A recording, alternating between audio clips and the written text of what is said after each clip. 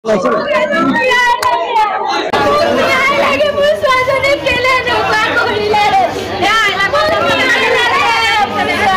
Assam live 7 দৰ্শকে মুহূৰ্তত এটা big breaking news. Jorhat medical কলেজত 11 মহীয়া শিশুৰ মৃত্যুক লৈ উত্তপ্ত পৰিস্থিতি।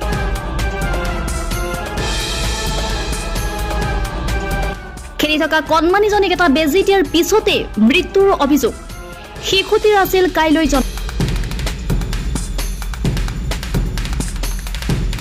যোৰহাট মেডিকেল কলেজত এগৰাকী 11 মহীয়া কণমানি শিশুৰ মৃত্যুক লৈ সৃষ্টি হয় এক কৰুণ পৰিৱেশৰ। লগতে হাহাকাৰ পৰিৱেশৰ সৃষ্টি হয়। কাইলৈ এবছৰত ভৰি দিবলগীয়া কণমানিজনীক আজি চিকিৎসালয়ৰ পৰা ৰিলিজ লৈ জন্মদিন পতাৰ কথা আছিল। কিন্তু তাৰ পৰিৱৰ্তে পৰিয়ালে লাভ কৰিলে কণমানিজনীৰ নিথৰ দেহ। যোৰহাট চেউনি গাঁৱৰ মনজিত দাস আৰু শিৱানী দাস নামৰ দম্পতীৰ 11 মহীয়া কণমানি কন্যাৰ জ্বৰ হোৱাত 3 দিন পূৰ্বে যোৰহাট মেডিকেল কলেজত ভৰ্তি কৰিছিল। ক্ৰমাৎ অসুস্থ হোৱা কণমানিজনীক আজি পুৱা ককাকে কোলাত লৈ আছিল। তেনেতে এগৰাকী নাৰ্ছে এটা বেজী দিব আছে বুলি কৈ এটা বেজী দিয়ে।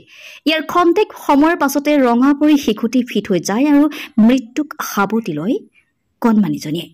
এই অভিযোগ কৰিছে পৰিয়ালৰ লোকে।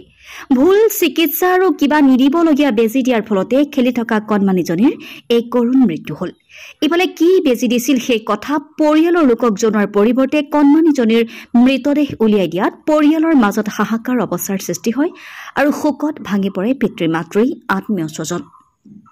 আনহাতে কাইলৈ আছিল কণমানিজনীৰ জন্মদিন। কাইলৈ এবছৰত ভৰি দিবলগীয়া কণমানিজনী আজি চিকিৎসালয়ৰ পৰা ৰিলিজ লৈ পৰিয়ালে জন্মদিন পতাৰ কথা আছিল। পিছে নিয়তিয়ে সেয়া হবলৈ নিদিলে। যোৰহাটৰ পৰা প্ৰাণ মিঠু ৰিপৰ্ট, আসাম লাইভ 7। নাৰ্ছে বেজি দিছে, তেখেতৰ নামটো জানে নেকি? নামটো নাজানো, মানুহজনী চিনি পাওঁ কিন্তু মই মানুহজনী পলুৱাই দিলে হেতি। কোনে পলুৱাই দিছে? সবে পলুৱাই দিলে মিলি। আৰু যোনটো বেজি দিছে বেজিটো লুকুৱাই দিলে। নাই ৰে কি বেজি দিছে মোৰ ছোৱালীজনী মাৰিছে। কোনে লুকুৱাই দিছে? ডক্টৰে লুকুৱাই দিলে মোৰ ছোৱালীজনী যোনটো বেজি দিছে। মোৰ ছোৱালীজনীক মাৰি পেলালে। কোন ডক্টৰে চাই আছিলে এইটো কওকচোন আপুনি। নামটো কি ডক্টৰ? নাম কোৱা নাই, সি মোৰ ছোৱালীজনীক মাৰি পেলালে। বেজি দি মাৰি পেলালে।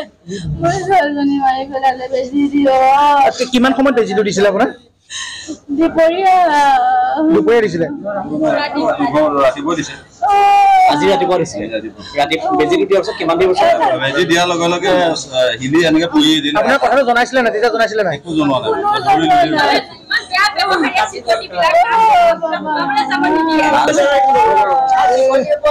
খুব তাই নাচিছে, নচাৰ কাৰণে মই বোলো হেৰিবোৰ সোমাই দুখ পাবা, তুমি নানাচিবা বুলি কৈ মাকৰ হাতত দিলো। বোলে গাখীৰ অকণ দিয়া নাচজনী আহিলে বোলে বেজি দিব লাগে, আপুনি ওলাই দিয়ক এজনে। তাৰপৰা বেজীটো দিয়াৰ লগে লগে ছোৱালীজনী আহি থকা ছোৱালীজনী আধা সময়তে ৰঙা পৰি হিলি পৰি গুচি গ'ল। পৰি গৈ মাত বোল নাই, সিহঁতে গোটেই বেজীটো ভৰাই দিয়াৰ পিছত আৰু ফিট হৈ দিলে, একো জিয়াছে নাই, ভিতৰলৈ লৈ থৈ এতিয়া আমাক সোমাব নিদিয়ে। নাৰ্ছজনী সুধিছো, ডক্টৰক সুধিলে, নাৰ্ছজনী এটা লুকুৱাই দিলে। যিজনে ইনজেকশ্যন দিছিলে চিলিপ এখন দিছিলে। তাৰপিছত আজি 4 দিন হ'ল। আজি ভাল হৈ গ'ল, ৰিলিজ হোৱাই নাই।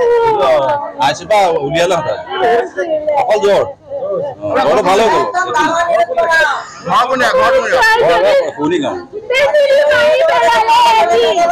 বেজীটো লুকুৱাই দিলে কাগজ